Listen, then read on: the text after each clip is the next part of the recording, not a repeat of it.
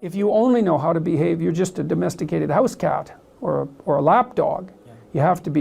You have to push beyond the persona, and that's what the integration of the shadow does from the Jungian perspective. It's like to pull that monster that's been edited out of you, to pull that back in and to allow that to reveal itself within your increasingly sophisticated way of being. And then you're not just a persona.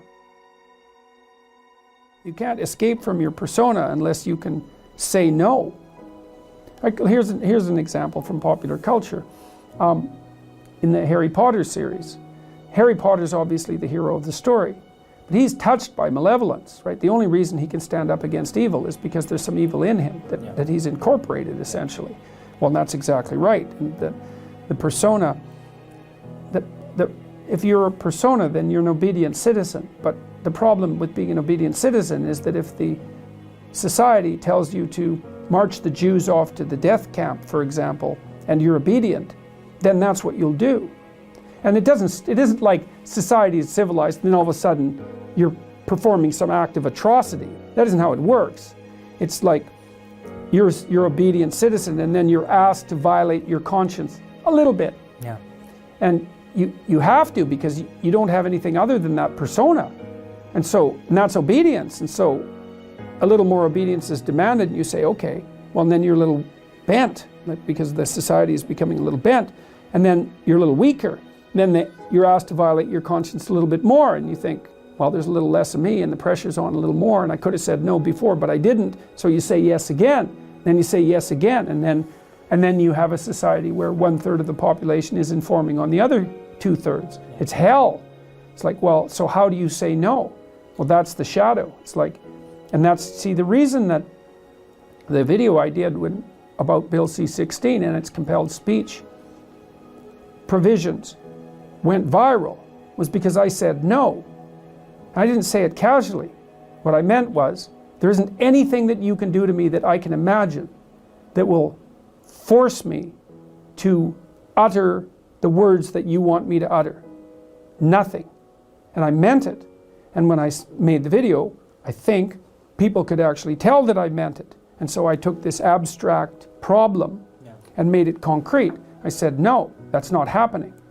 And that's part of the incorporation of the shadow. But in this regard, the shadow is actually benevolent, not malevolent. Well, once it's incorporated.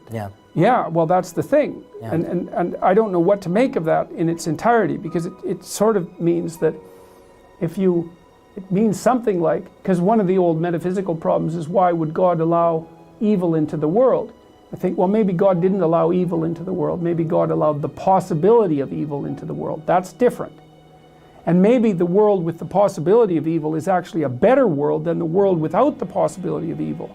It's something like that, in that maybe a man is better when he's a dangerous man who's being good than he would be if he was just a good man who wasn't capable of being dangerous. And I believe that, because the best men that I've ever met are very dangerous men.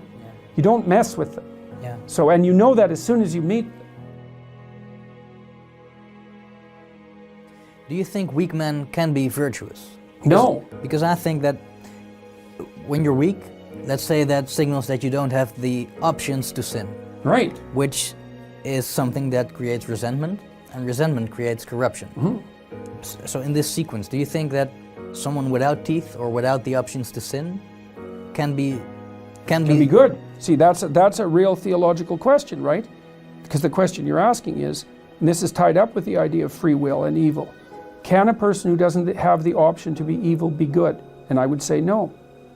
So maybe that's the reason that, metaphysically speaking, and I don't know where you are when you're speaking metaphysically exactly, but the question of why is there evil in the world is a constant question. It's like, it's possible that without the possibility of evil, there cannot be good.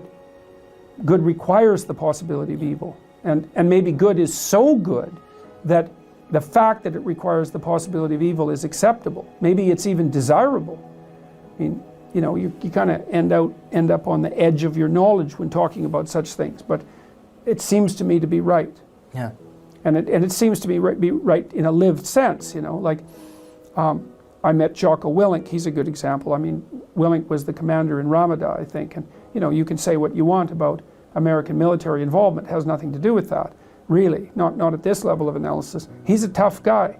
I follow him on Twitter. Yeah, so you know. He gets up every morning at 5:30, Exactly. 4:30. He's a tough guy. He told me quite straightforwardly that he was one of those kids that as an adolescent could have gone either way, right? Yeah. He could have been a highly successful street criminal. Yeah, probably. Right, but probably. Well, you can see it. But he decided not to do that. He's psychophysiologically intimidating. He's a big guy. You can tell he knows how to use it, and you can tell he used it. Yeah. But as far as I can tell, he's a good person. And that's actually, all of that capacity for mayhem is part of what makes him a good person. Yeah. And people know that. That's why they're listening to him. Yeah. And like I said, the other people I've met the men I've met who are good men, they're all like that. They're all dangerous. They're all dangerous. Yeah. Have they all been not good men before? Or is that not part of becoming a good man? I would say they've certainly all done things that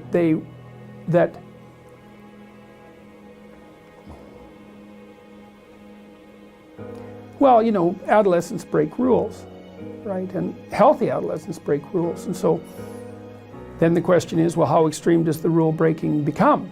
Well, it would vary from person to person, but I would say that most of them, not all of them, but most of them were more on the end of the rule breaking spectrum, right? They broke more rules than normal, but they clued in, you know, and explored that and then decided, no, that's better than cowardice. Yeah. It's better than weakness, but it's not as good as what's good. Unless you can think the way that an evil person thinks, then you're defenseless against them, because they'll go places you can't imagine and then they win. And so the best men I've met, it was interesting even when I was in junior high and high school, because most of my friends dropped out, you know, by the time they were grade 10, thereabouts. And a lot of them were guys who developed physically. They're pretty powerful, and they were just damn sick of putting up their hand to go to the bathroom. It was like, you know, they're not doing that anymore. One of my friends got kicked out when he sort of challenged the gym teacher, you know, physically. And the gym teacher, he could do an iron cross. He was a tough guy, and so it was no trivial matter for my friend to stand up to him, but he got expelled anyways. But, you know, I noticed that it was often the kids whose character I admired that either quit or got expelled, and they were the tougher guys who were just sick and tired of following rules that didn't take into account their character, and then they'd go off and work in the oil rigs or whatever, and you could do that in Alberta at that time. And that was really hard work, you know, so it wasn't like they were necessarily taking the easy path. But like, a harmless man is not a good man. A good man is a very, very dangerous man who has that under voluntary control. And you know, you also see that, like one of the central female stories, let's say, if the hero archetype is the central male story, there are variants of hero archetypes that are relevant to women, and one of them is Beauty and the Beast. And you know, Beauty isn't interested in the guy who isn't the beast. She's interested in the guy who's the beast, and that's exactly right, but she's interested in the guy who's the beast that can be civilized and disciplined, right, and who can use that in the service, well, let's say, of a family. One of the most amazing things that I discovered this year, or stumbled upon, was I was puzzling over a line in the New Testament, which I've always been curious about because it never sat right with me. The meek shall inherit the earth. And I found out that the word meek